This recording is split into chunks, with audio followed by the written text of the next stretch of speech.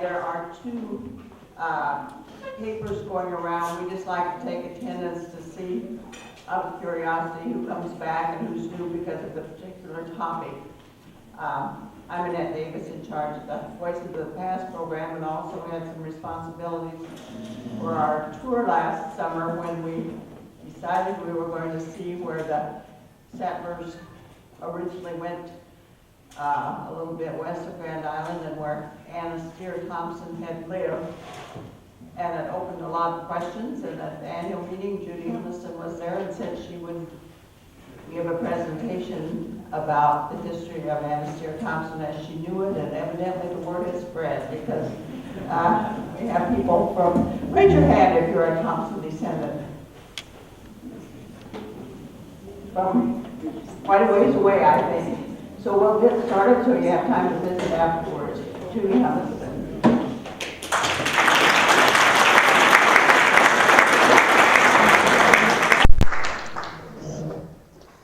Can you hear me? Do I have to do this? Okay, well, I roam around and I talk off the top of my head. So if I'm away from this and you can't hear me, raise your hand, I'll talk louder. That's the solution to everything, talk louder. I want to thank the Hall County Historical Society for inviting me to speak today about the life of Stehr Thomssen. There are some special people here that I want to give a special thank you to. I'm going to introduce them first. They don't need to stand. I'll let you know who they are.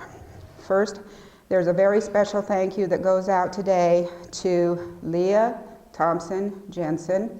Leah is a third-generation granddaughter of John and Anna Thomssen. Leah, is it okay if I share how old you are?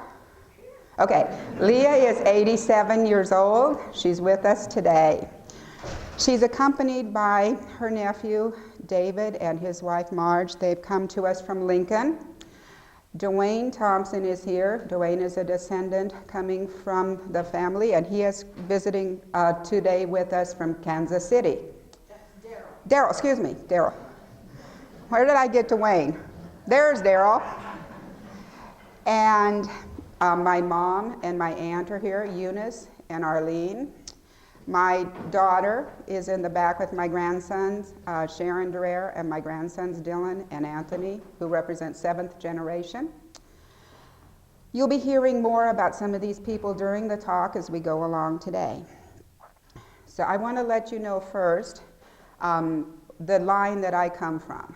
There were 5 children of Anna and John Thomssen. They had one girl named Emma.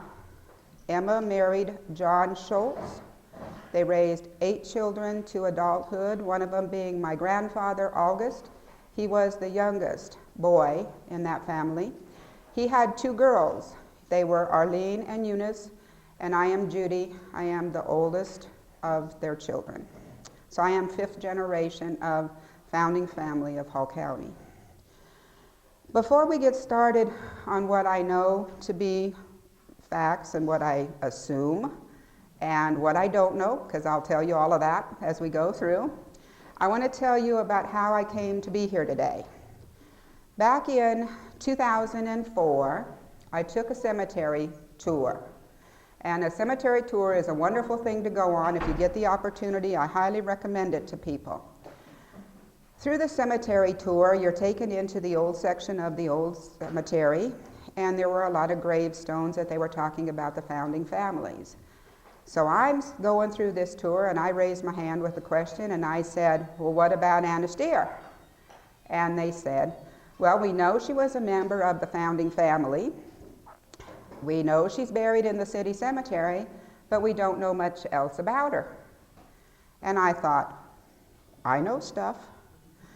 I would like to get Grandma's story to at least some people so that when you're on the cemetery tour, maybe you could get a little bit more information.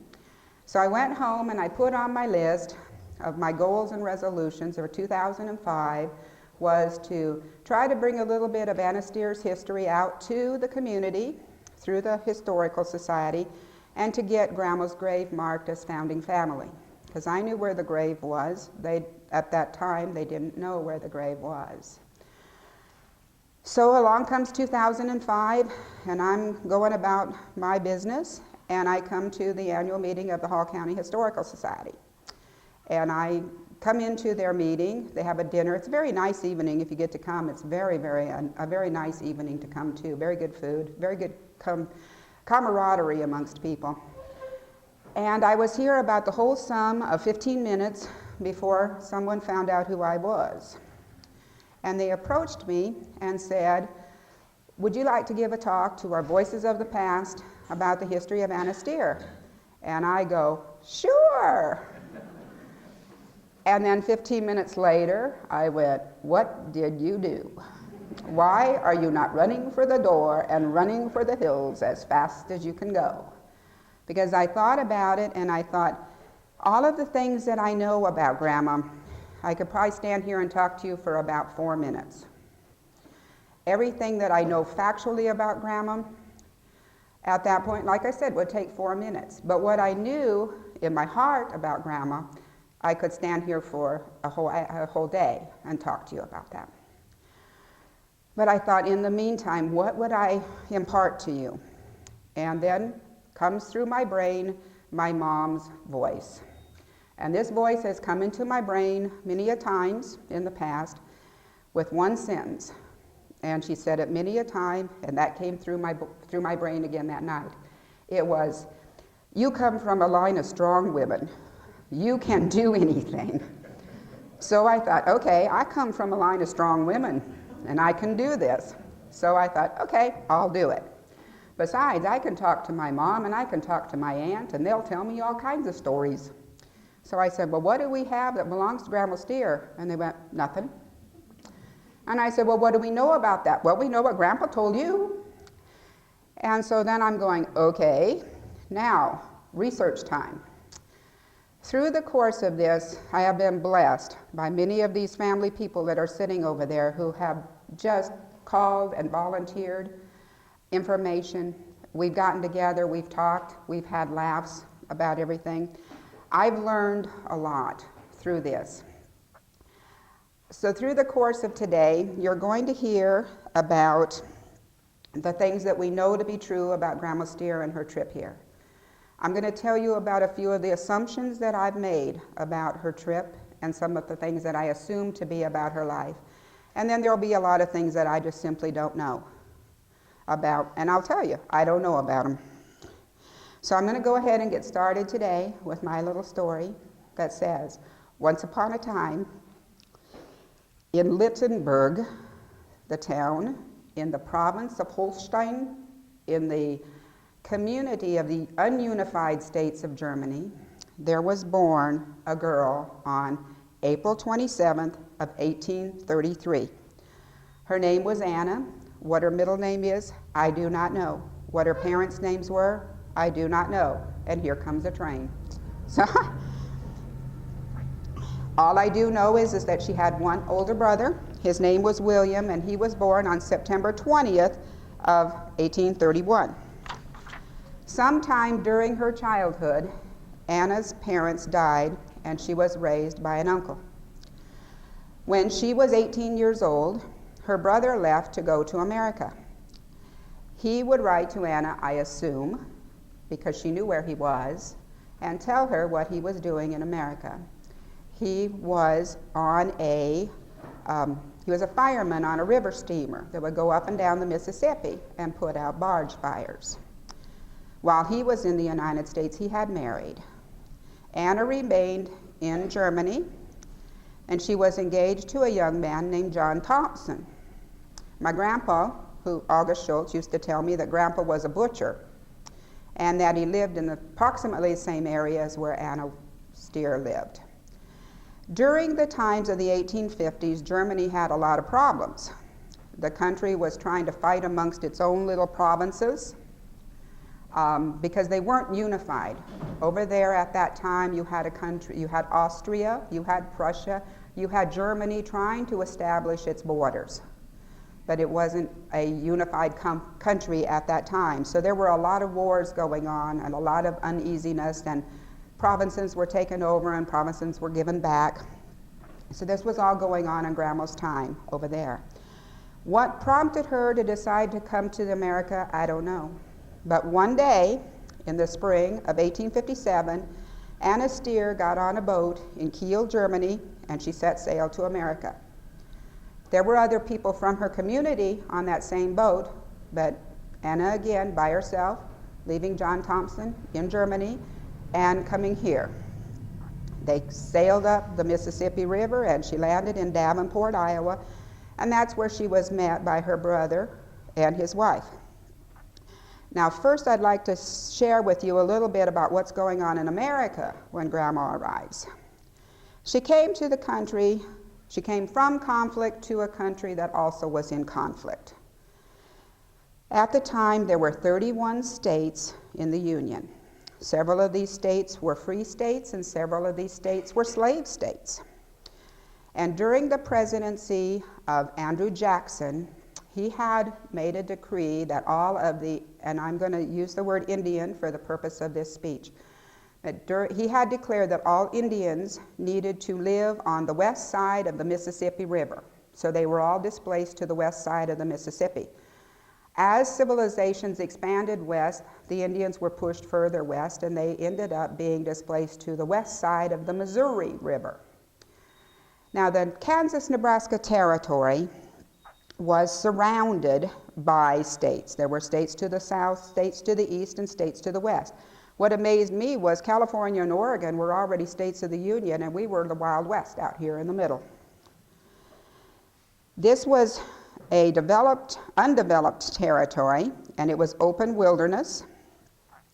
It had been surveyed back in 1817, and it had been deemed to have some fertile land, but most of it was wasteland.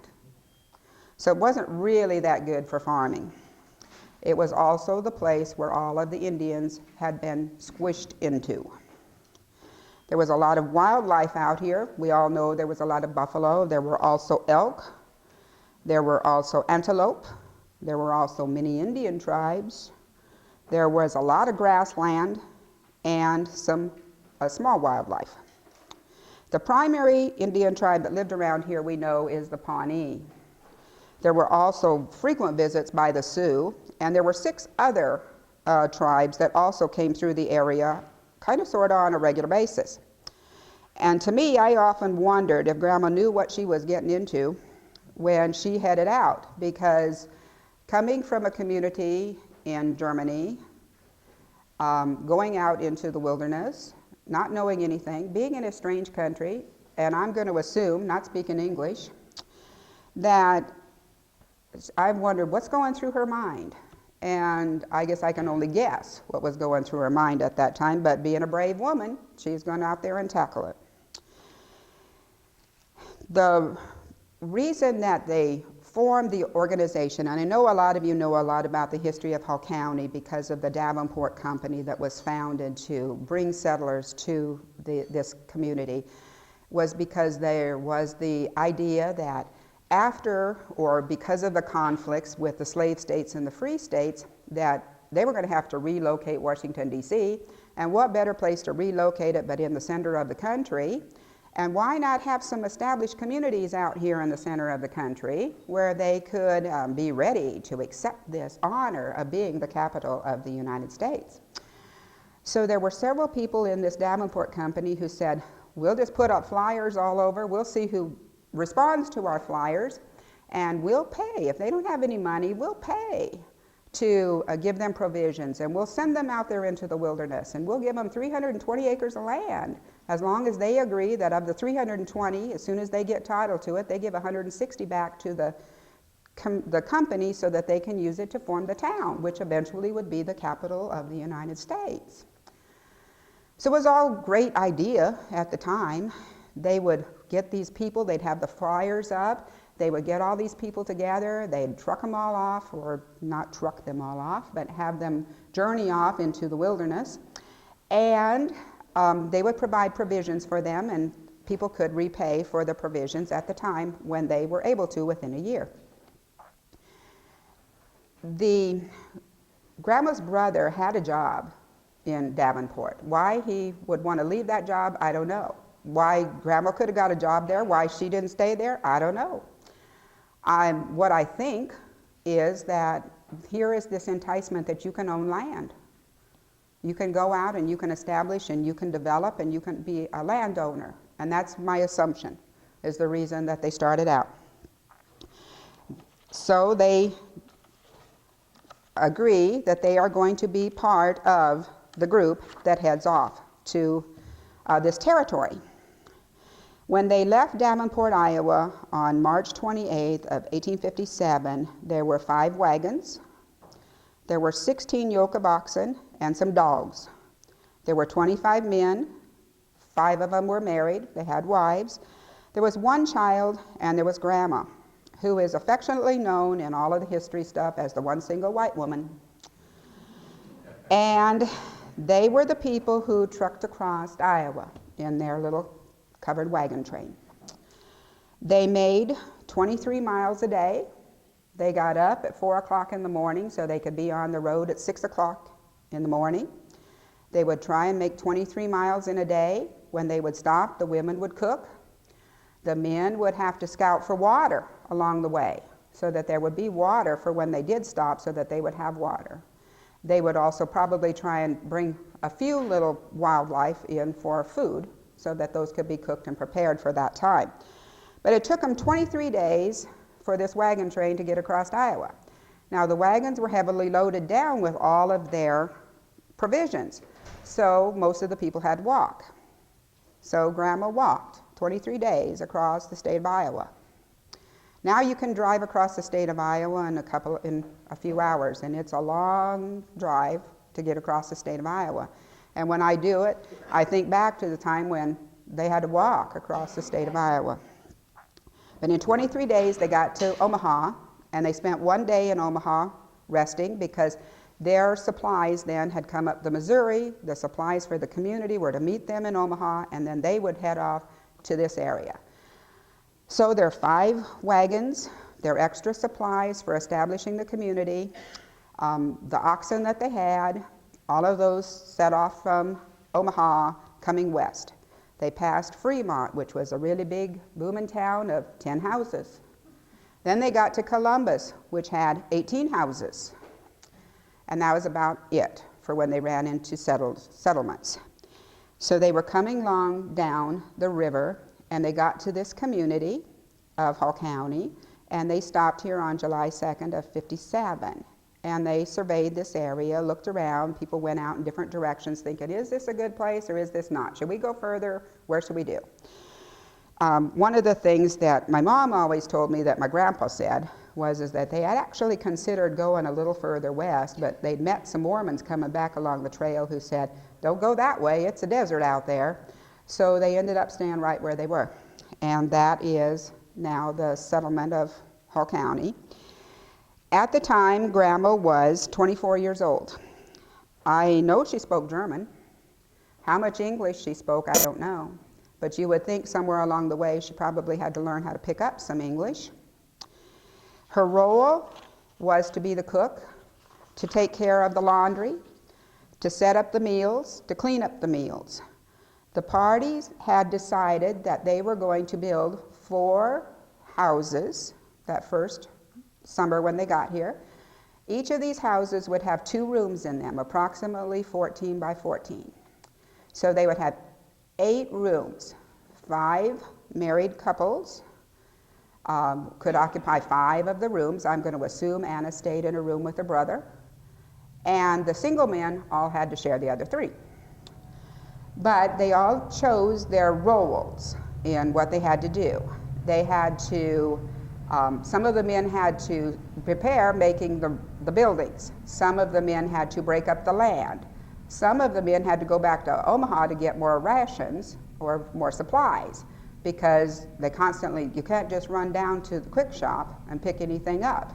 So they had to go back to Omaha and get things. So when they knew how long is it going to take for this first trip to go back and forth, they decided that they would ration out things. So I've got a thing I want to show you right now.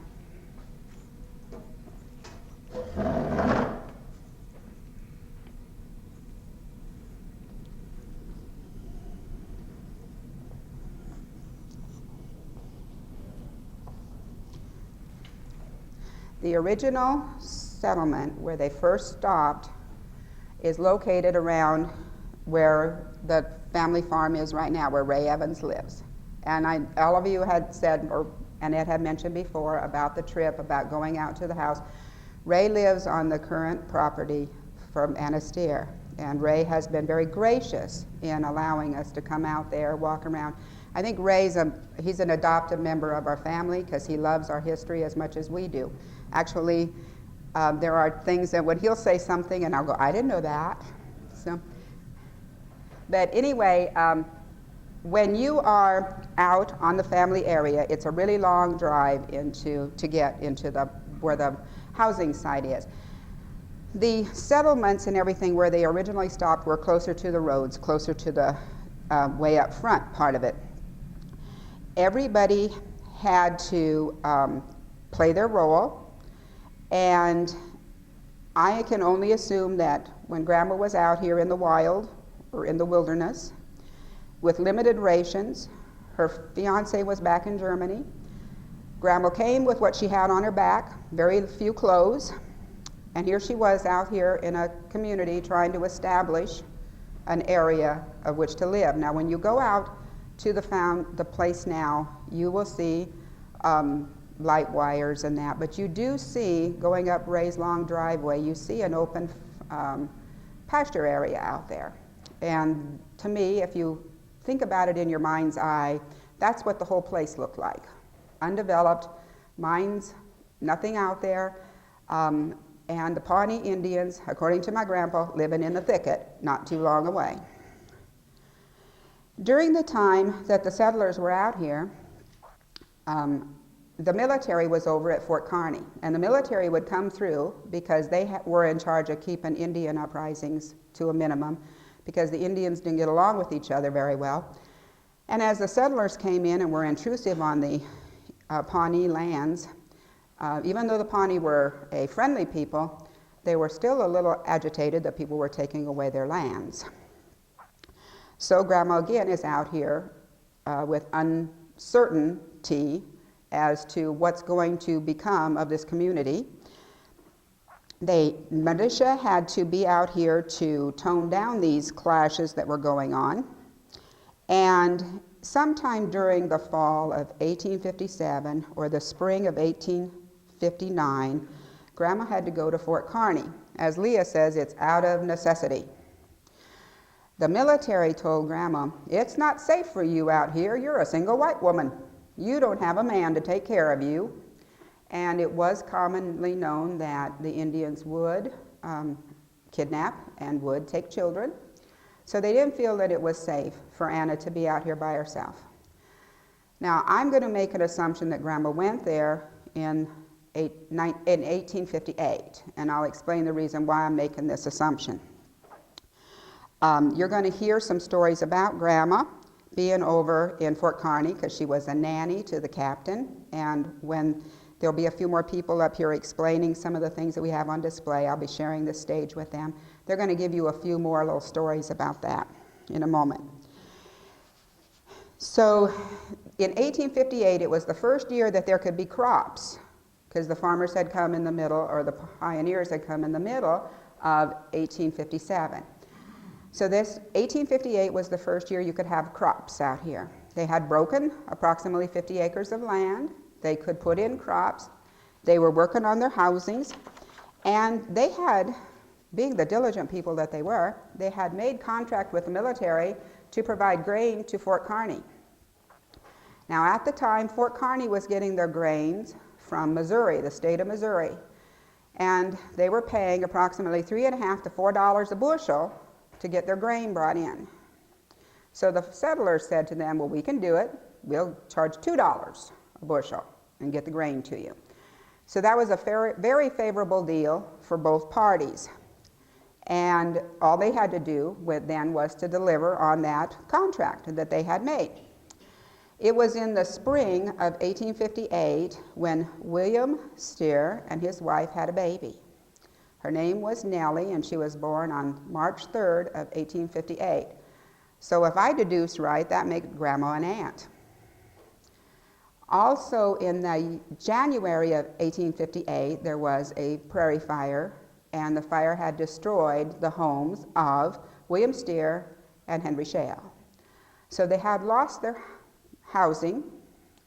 At that time, William Thomssen's wife would have been approximately 7 months pregnant. And with the help of the community, they had rebuilt and survived through this.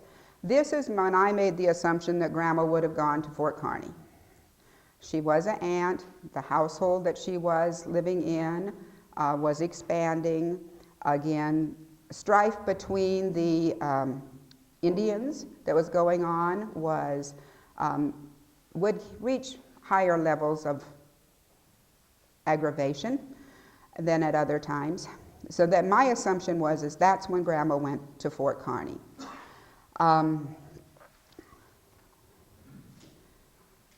At the time that she would have gone to Fort Kearny, there were still several of the original people here, of the original family, and in July 5th of 1858, another party had come from Davenport. They brought 20 people with them. They brought 10 teams of horses, 20 yokes of oxen, and they brought cows this time, and a few chickens. So this is the first time that there was this kind of livestock into the settlement. It was the first year of their growing season. The settlers had had a long winter. They had rationed their supplies because they had had to figure out how to live between the times that people could get those wagons back and forth to Omaha. The financial crisis of that time frame had also bankrupted the Davenport Company, so the Davenport Company didn't have any money to send them supplies with anymore. So here sits our little band of survivors out here in the Midwest. The company had invested approximately $6,000 in them to bring them out here. They didn't ask the settlers to give the money back, which was a good thing. But it left them out here all by themselves to try and figure out how were they going to set up this community and how were they going to deal with building things, because no money was going to come to them, so they were going to have to figure out where they were going to get that income from. And they were going to have to figure out how they were going to work out arrangements with the Pawnee Indians. So in 1859, the settlers also had a good year, but this was the time that gold was discovered out in Pikes Peak in Colorado, and there were a lot of people coming along the trail. Now, Grandma's house, and I should have a marker up here, but I don't. Grandma's house is on the Oregon Trail. When you go through, or the property is anyway, when you're coming down the Oregon Trail, it can come in several different ways. So now I'm going to step away from here, so hopefully you can hear me. But the Oregon Trail is coming through, and it's coming south of these, thank you. It's coming through here, and when this would get high with water, sometimes people would have to route around and go this way. But this was right on the trail where there was a lot of traffic coming and going. At this time, Grandma wasn't living here. This was just part of the original settlement area. But Grandma liked this area, and you're going to hear why in a little bit.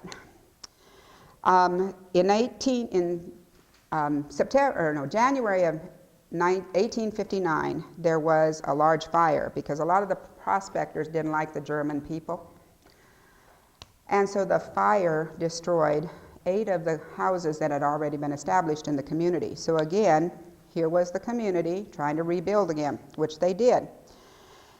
One of the things that I found through my reading was, and my daughter said, "Mom, you better check this out. Do you think these prices are right?" But they were. I checked them out in a couple of different areas. They could sell a watermelon for $1 to the travelers on the trail. They could sell a head of cabbage for 50 cents to the travelers on the trail. Also on the trail, as it came through, when people passed away, they were buried along the trail. On the property where Ray now lives, there are 4 unmarked graves. 2 of them we know to be people who are from the Mormon Trail travelings, and the other 2 I don't know anything about. But Grandma at this time was over in Fort Kearny, and there were establishing a stagecoach line that was coming through, because we were getting developments out here, and the stagecoach line was coming through, and mail was coming through 1 time a week. So it was easier then for Grandma to get a letter back to Germany and tell John Thomssen where she was. So they made arrangements that he would come, and he left in 1859, and he headed off to America. They were going to meet in the Council Bluffs, Omaha area.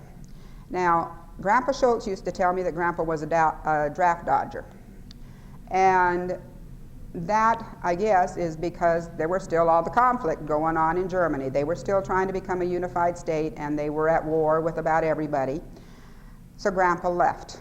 He, again, by himself, got on a boat and came over. In 1859, when Grandpa got on his boat to come over here, Abraham Lincoln was the President of the United States. And war, the Civil War, was inevitable.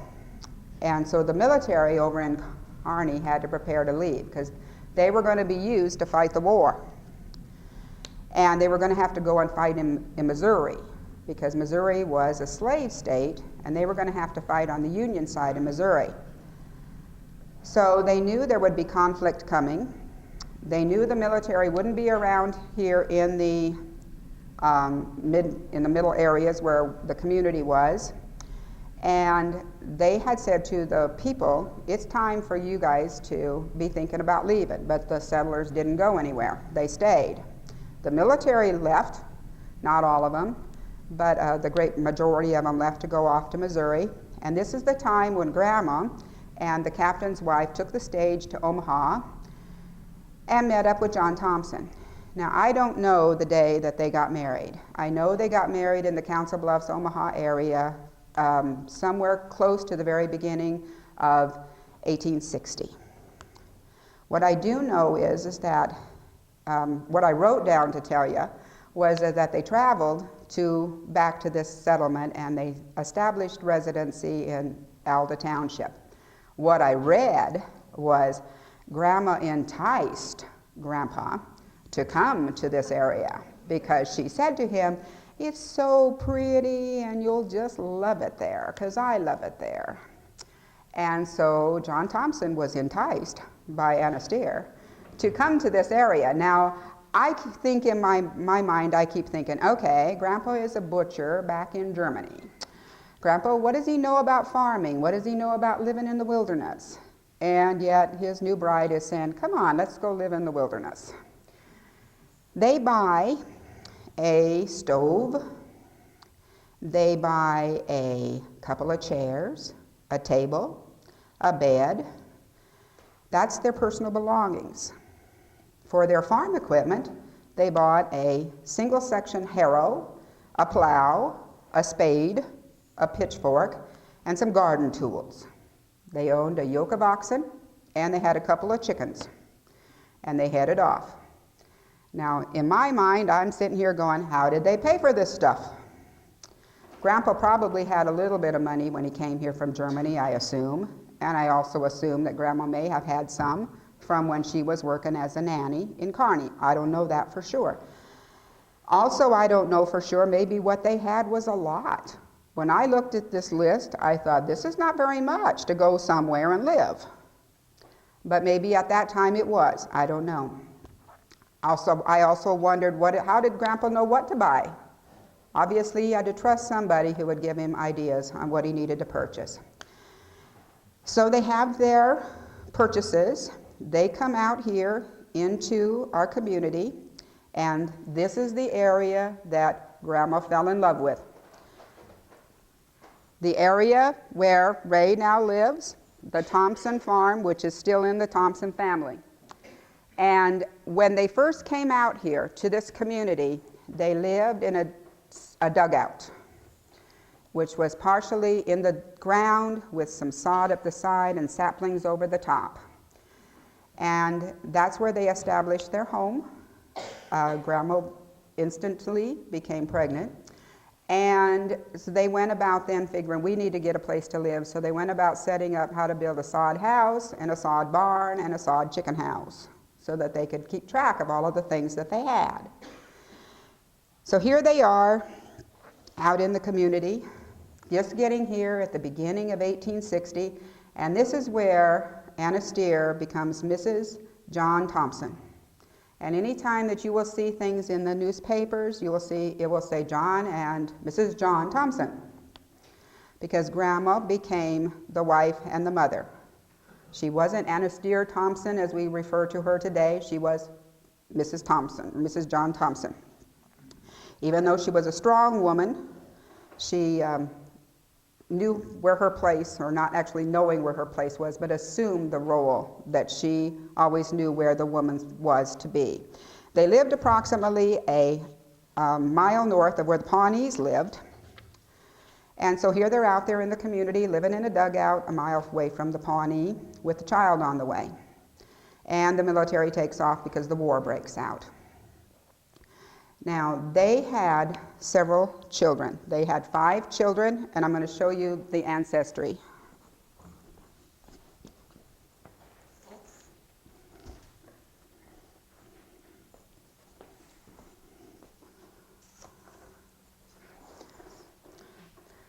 Anna and John Thomssen got married in 1860.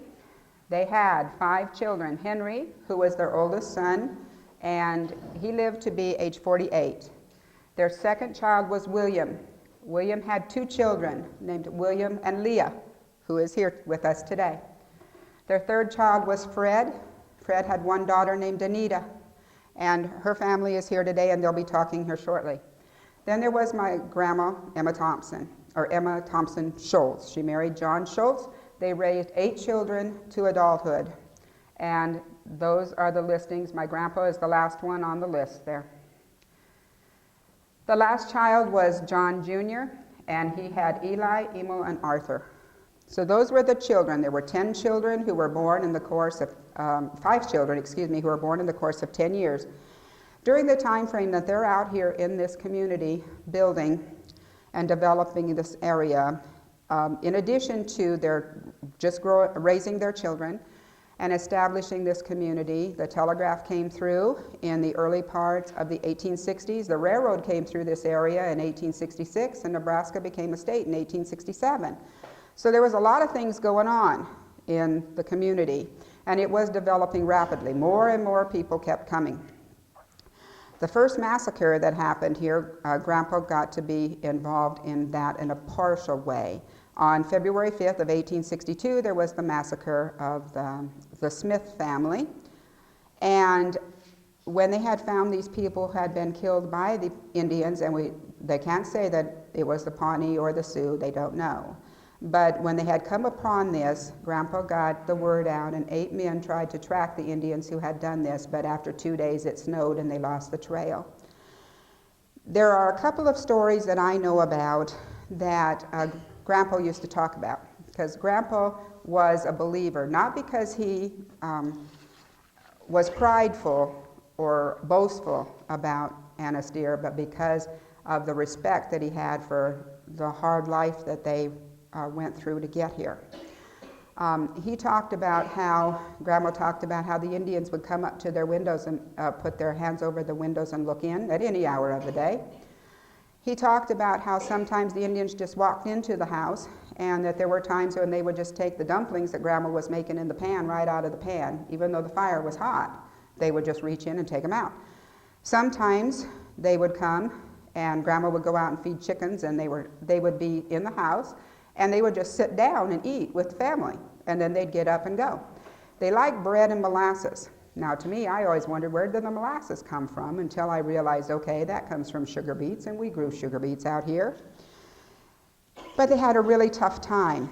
The Indians would come, the squaws would come with their children because they were barefooted, and they would come and get milk. Grandma was very gracious in giving away all of the extra things that she had. She would give away her extra milk, her extra molasses, her extra bread. If she had it, she was willing to share. One of the stories that Leah told me that made Leah really, really sad was Grandma relied a lot on her milk cow. She had all these children that she needed to feed. And one day Grandma went to the barn and her milk cow was dead. And that has to be crushing for people when you rely on a staple like that. So Leah said Grandma had to rely on the neighbors until they could find a way to replace that cow. So all of these were things that were going on. Their life was hard. They were working. I'm assuming that through the course of the time that when they were having these children, that they had moved into a sod house. Their children kept coming. They built a 2-story log cabin. The 2-story log cabin sits on the property where Ray lives. It's not there anymore, but that's where it was. When you drive up his long driveway, you go through that little enclosed area right there to the left. That's where the log cabin sat. So when I went out there that one day on Sunday and walked around, I felt like I was connected. I looked out over the land to the south, which would be looking to the Indian thicket, and I saw a pivot there now, but at that time it wouldn't have been there. It would have just been open territory. And I had things run through my mind like, what did Grandma think when she saw those cranes come through? And what did they think about when they saw that first funnel cloud and tornado? Because those would be things that you wouldn't think about when you would go to another country, learning how to speak the language, learning how to integrate yourself into the community, diverse cultures all over the place, and then the natural things that come along your way. What I'm going to do now is turn over to Mary Stoltenberg. She's going to give you some information about some of the items of furniture that we have here and some stories that she knows about what it's like for when Grandma had to raise boys. I only come from the girl. Girls don't have exciting stories. Girls are the homemakers. So the boys, though, they could be ornery. And so she'll share with you a little bit about the furniture that's here, and hopefully she shares a couple of little stories, and hopefully she shares the story that she knows about Grandma when she was the nanny over in Kearney. So Mary, would you come up here?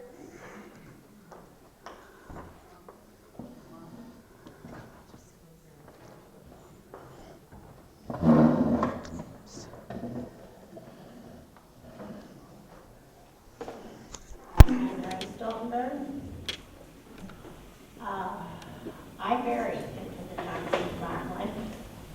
My mother-in-law was Fred Thomssen's daughter, Anita, and my husband was his grandson. They lived on the same farm, so Bruce grew up with Grandpa Fred, and he worshipped the ground he walked on. Among other qualities, I can imagine Anna taught her children to be very frugal, or at least Fred didn't throw anything away. I was married in 1950 and have never had a new bedroom set, nor do I wish to have one. There are 3 sets in the grain bin in the barn. Each had a bed, a dresser, and a washstand. I liked them, so Bruce finished one in 1949. The rest were finished as we needed them. They've been conversation pieces from time to time. One has a marble top, and the origin of that is unknown. One Bertha purchased with the first money she made as a dressmaker when she came to this country. And the other one was Fred and Bertha's wedding furniture. One has a built-in hat box with a little drawer above it for my lady's hats and her gloves. One has 2 little brackets, I guess you would call them, that had oil lamps that the lady could see to adjust her hat. Cindy has that set now, but the other 2 are still in my house, and they'll have homes someplace in the family someday. They've been conversation pieces about what these various things are, and a time or 2, someone has said, "What's that little door in the washstand?" And I said, "Well, that's where the potty was." You either got total silence or an uproar.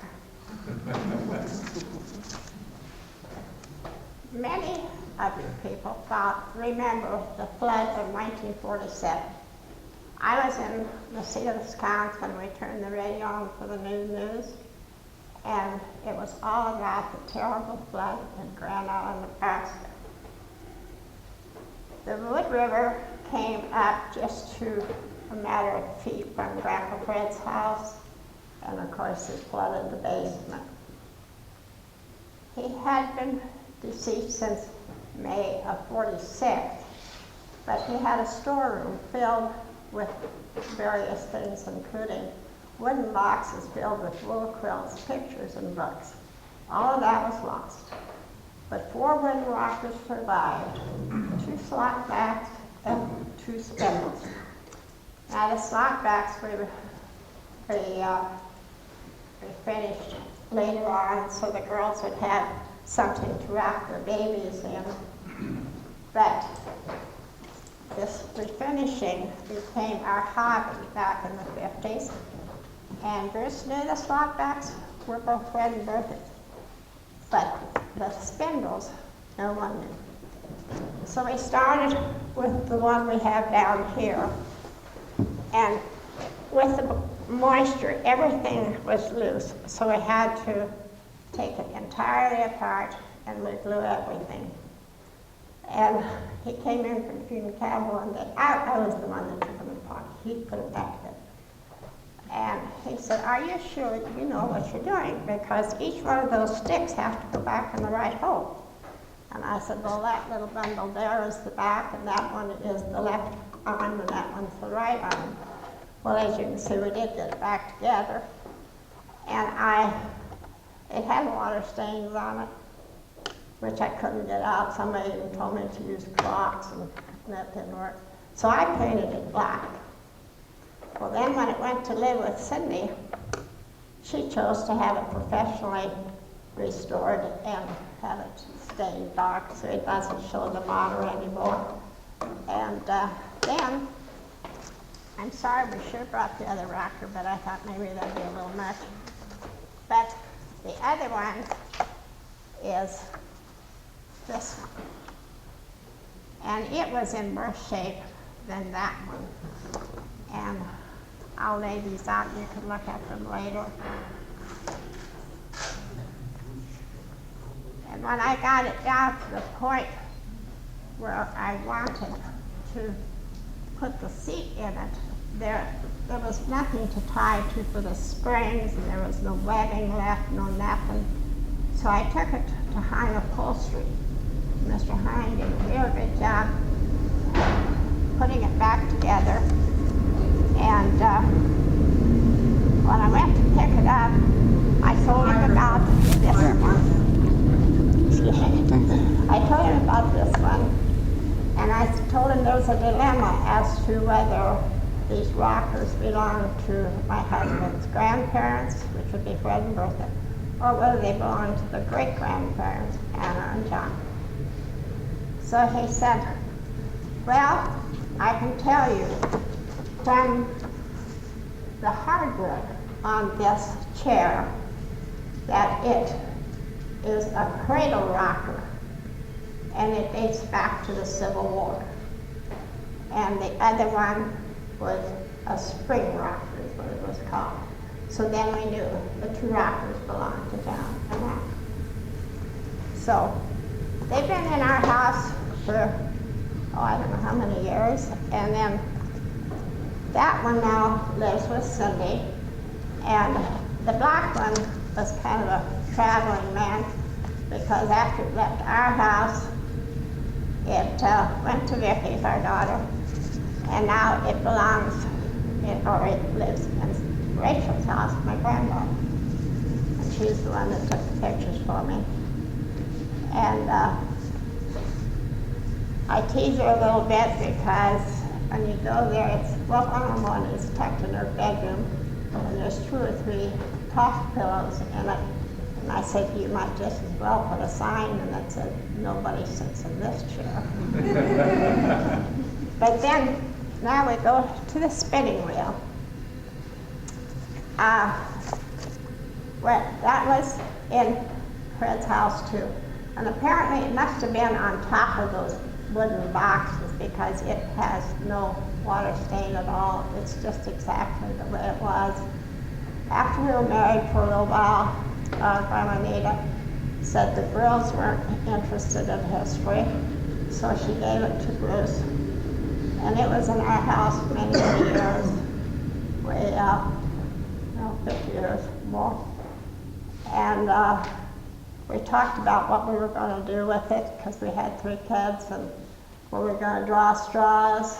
We considered Store Museum, and then we scrapped that idea.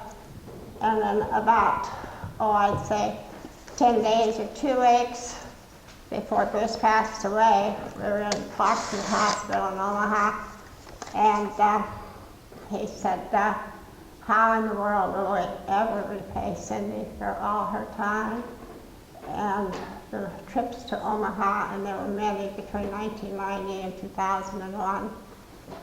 And I said, well, it's your decision, but how about the training wheel? So it lives with Cindy. Okay, I thank you for your time, and I think Cindy's going to do the funny Cindy's going to do. I'm going to stand up here next to the person who talks because I've got the mic on that's going to the camera. That's why I'm here, guys. Okay, well, let's say, we have lots of stuff that's floated around the house, and it's floating to the next generation. I just think that's the way where it should be. I've known so many families that have fights over a sale after someone is deceased, and I just don't wish for that to happen. So I prefer for these things to have a home before there is a fight. And I got about the pot that you see there was Fred and Bertha's. Did you say the 25th anniversary then? John and Anna gave it to Fred and Bertha for the 25th wedding. Okay. If you didn't hear, she said Anna gave that to John and Bertha for their 25th wedding anniversary. But see, they've been away from me for so long, I don't even know where they come on. Okay. I think that's probably all I've got. Okay, Cindy, would you come up here, please? While she's coming up, do you know anything about where they got the spinning wheel and who used it? It was Anna. It was Anna Thomssen. But we don't know if it came. Where she got it and when? Well, she didn't get it in Omaha because it wasn't part of the original stuff they came with. So somewhere along the line in 1860, when they got back here, somehow or other, she acquired this. Her and John or after? So it wasn't with their original.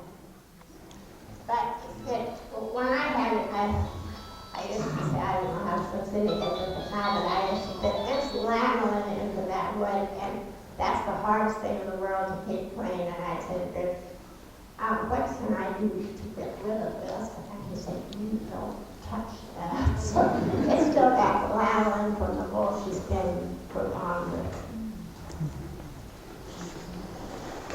Cindy, I'm going to stand next to you. Okay. Okay. I'm a 5th generation. My dad was Bruce Stoneberg. Fred, which is Anna and John's third child, was my great-grandfather. And I'm just going to tell a couple quick stories that I've heard through the years. One of them was, she talked about Anna being at the Fort Kearny as a governess. And my dad always told the story that Grandpa Fred said that she took care of the officers' children, and supposedly, I don't know whether this is true or not, the officer was Jewish.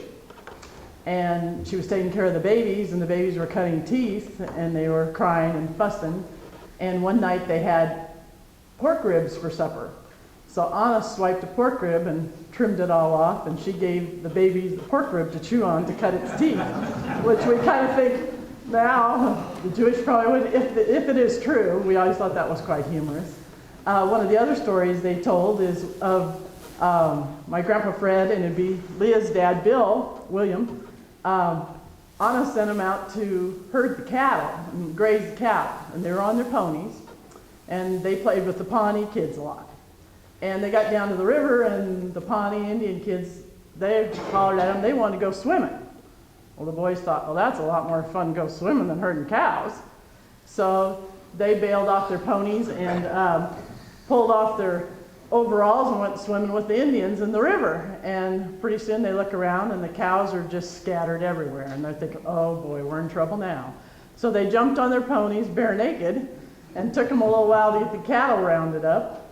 Well, When they finally got the cows rounded up, Bill watched the herd while Fred put his overalls on and vice versa. Well, you know how it is when you're out in the sun for a while, it takes till evening when things start really warming up.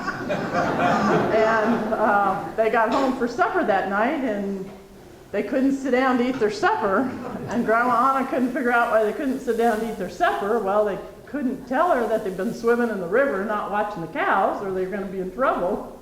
So that was always quite humorous about that one.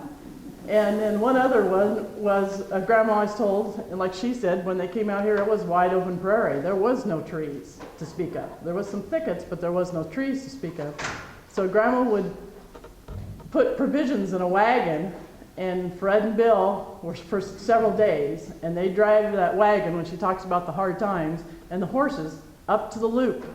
And they dig trees until they filled the wagon and ran out of provisions. And then they drive back and plant all those trees, and that's how there got to be timber around here. And where she talks about the Thomssen farm and where my grandpa Fred grew up, they butt against each other, and there's a big shelter belt. And I always assumed that's probably where the trees came from, that they brought those. But if you think about how easy we have it today, when drive a horse and wagon for how many days up and dig trees by hand and put them in, we don't know how lucky we are. So There's a little extra to that story too. They used to take a little bit of whiskey along, so it was a nice trip up, nice trip digging trees, nice trip back, however long the whiskey lasted. I've got a feeling Grandma didn't probably pack that. No.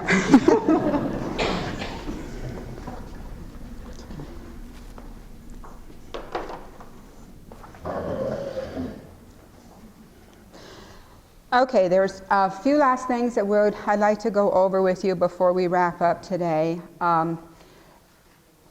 There were lots of ups and downs through all of those years that they lived out here. And that's the same way with farming these days. It's all a lot of ups and downs. There were years like in '63 when they had a frost on August 29th, which took care of the majority of the crops. There were times when there were early blizzards and they couldn't get the corn in. There were times when they lost livestock to early blizzards. They also lost people to early blizzards. As Grandma Thomssen's children grew to adulthood, they all went to school. And my Grandpa Schultz used to say that William was one of the most intelligent people he'd ever met. He could just read a book and he knew everything, just like that. Before we close, we've already had everybody to raise their hands that are part of the Thomssen family. I'd like to have you all stand. For those of you that are part of Anna Stehr's family.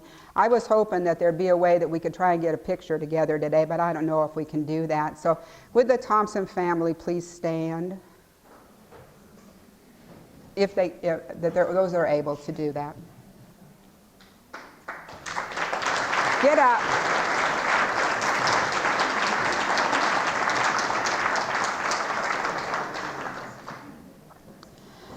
Just in closing today, I wanted to let you know that I believe that Anna Stehr was a very strong and independent woman. When she reached the end of her life, I think she could say that she'd lived a good life, that she could pass away happy. She had a strong family unit. They lived close to each other. They enjoyed good times together. She had grandchildren that she enjoyed immensely. She was a very blessed woman. She was a very respected woman.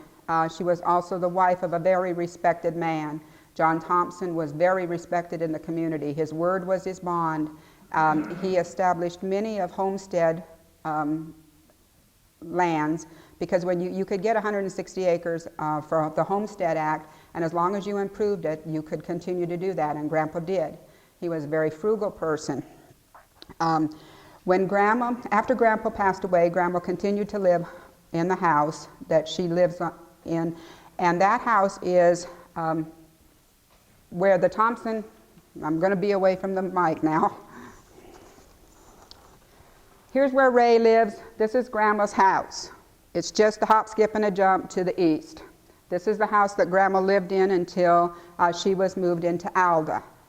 She lived in Alda, and This community right here is where my Grandpa Schultz was born. So you can see the family all lived close together.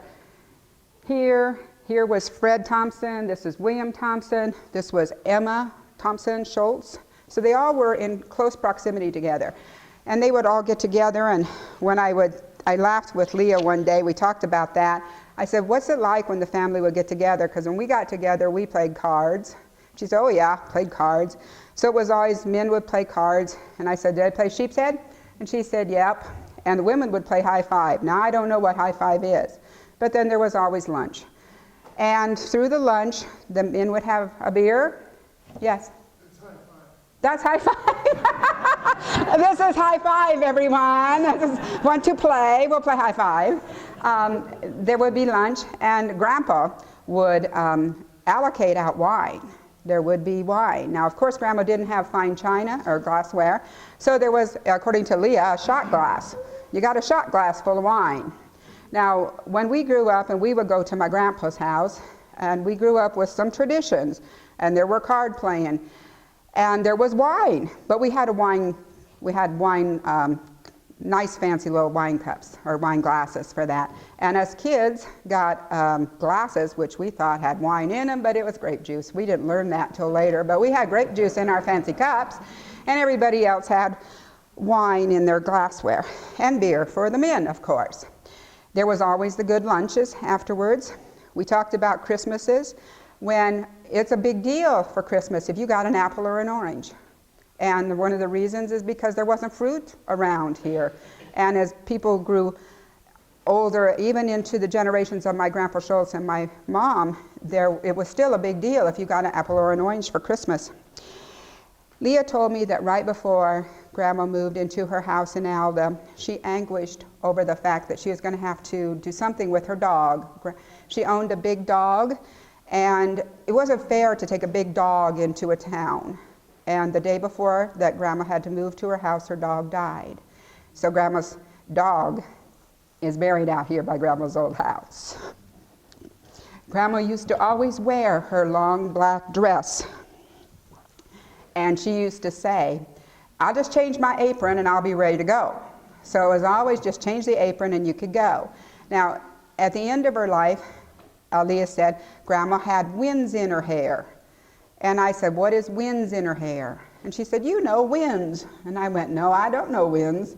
And she said, they're growths. So Grandma didn't want anybody to see the growths, so she wore a black dust cap with a little bit of lace on it. So Grandma was always a proper lady with her proper clothes. I can change my apron, I can go anywhere. And she did. I'm going to bring up some of the pictures that I have now, so excuse me.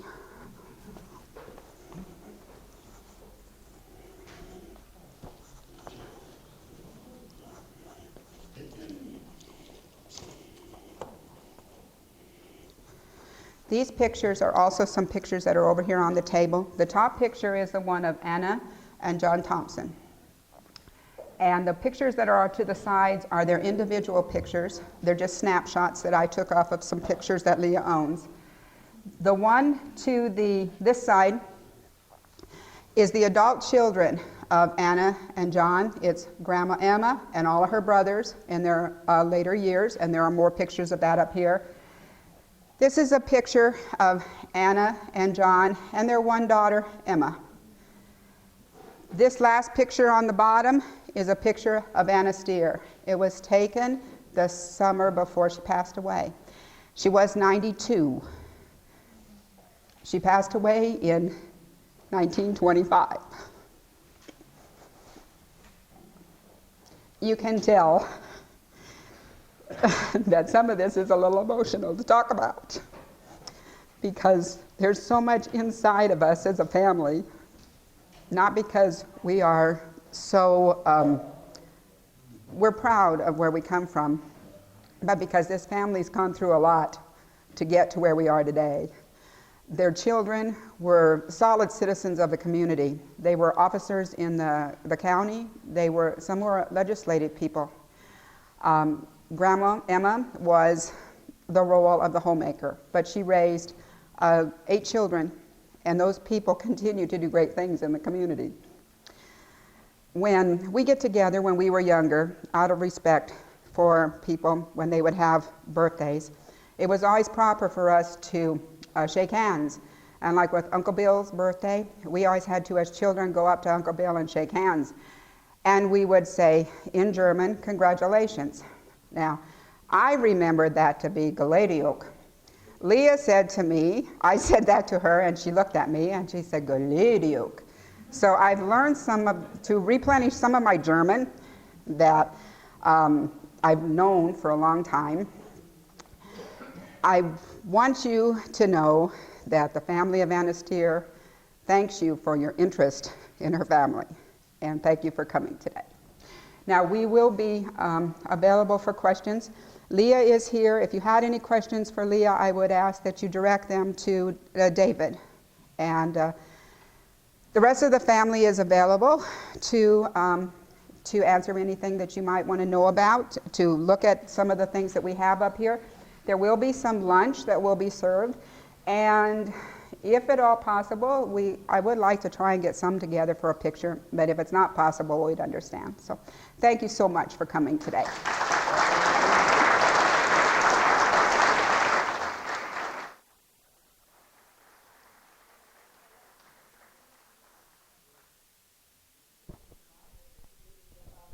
You would do this. What an interesting history and how much research you've done. I have just one question. The brick house that Ray lives in, and the house that's the old house behind where Leah lives, what is the connection there? Okay. I'll tell you again what I know. We know that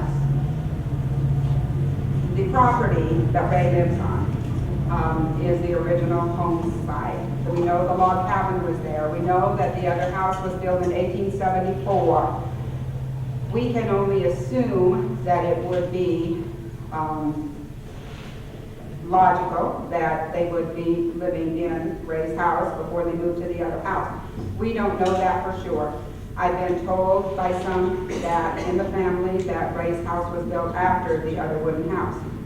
But I've also been told that, yeah, Ray's house could be where Grandma lived. So the answer is, I don't know.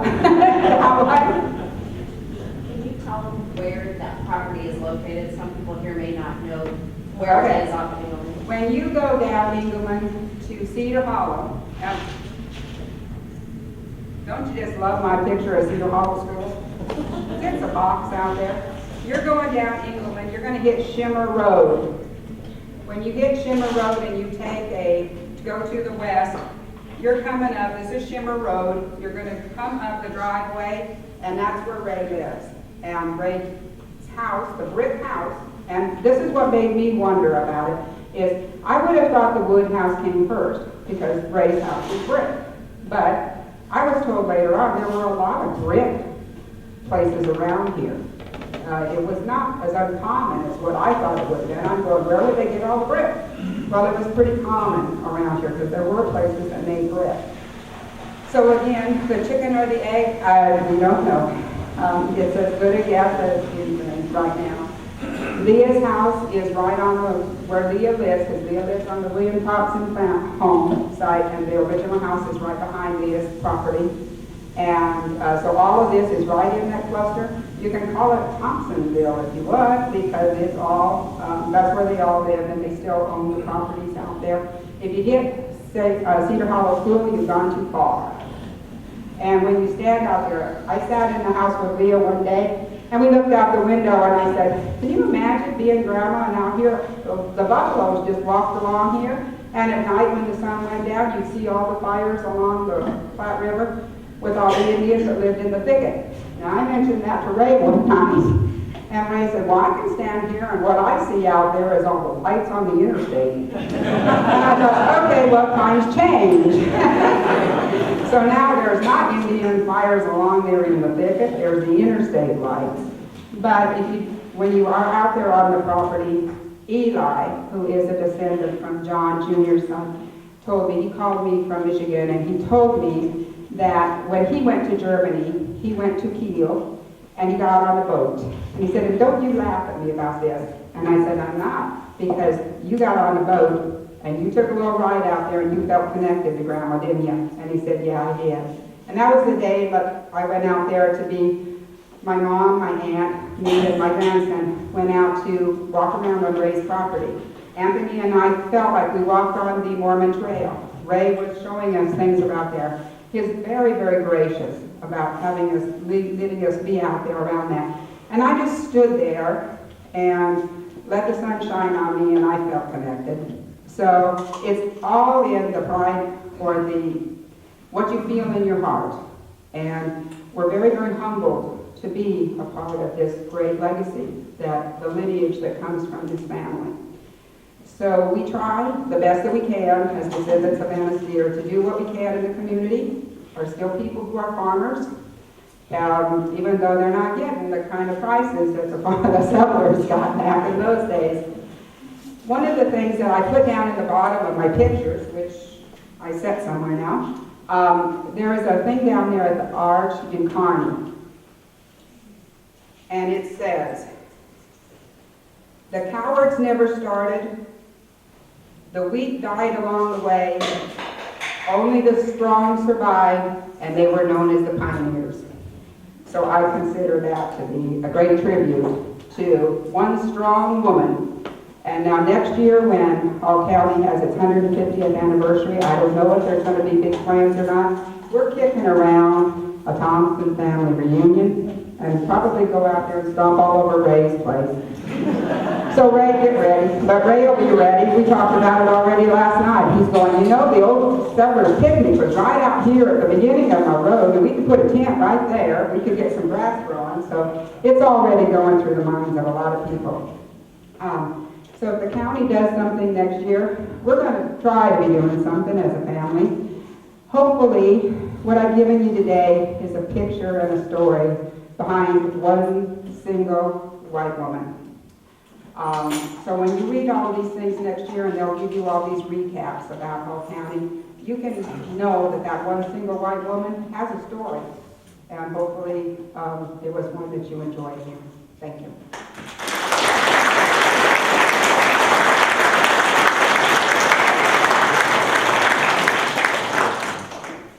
Judy, did the couple have any other children that died? No. That's very strange that happened. Emma Schultz's family. She had 9 children of age 8 to adulthood. In the John Thomssen family, I understand there were also 9 children. Now, the time frame is about every 2 years for a child. On the listing I got pace.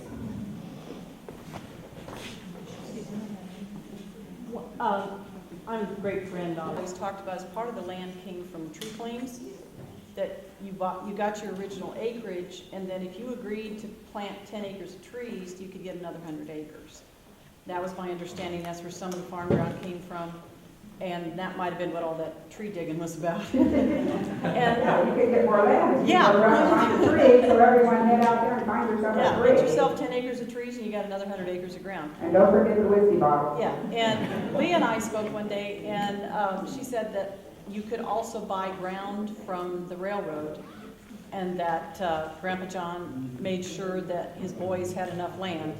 So some of that land was purchased from the railroad, was my understanding. It's very traditional that men would get farms for the boys, because the boys had to be the providers. Now, I'll plant more things in my yard, and every year I keep saying I'm not going to plant anything more, and I still do. I don't put pictures on the wall inside the house, but I'll dig in the dirt. So I think there's a little bit of that coming through there, that the ownership of the land is an important thing. I think that's what drew them here, aside from Grandma enticing with that. But the ownership of the property, and to have property, to hold it in your, and to develop it, is an important thing. I appreciate your little map of pictures there, that really helps. And Ray Evans is the gardener, and he's not enough. Fred is the president of our association. If you'd like to videotape, see Larry, and he'll arrange, or you can make arrangements with him. Also, if you'd like to learn more about the history of Hall County, we do have a few books for sale. We have the History of the First Settlement by William Stolley for sale. We have Dr. Manley's newest book about the trails across the state. And we also have a picture book of history of Hall County that was put together by the Independent and the Hall County Historical Society. This was a number of years ago. And we have some of those books available in the park. And we have a couple of Stolly houses here. I have some Capitol Theaters. And I can't remember what else I have. I've got just a few of them here. That's all we have left. But they're all available at Monty's. And I guess...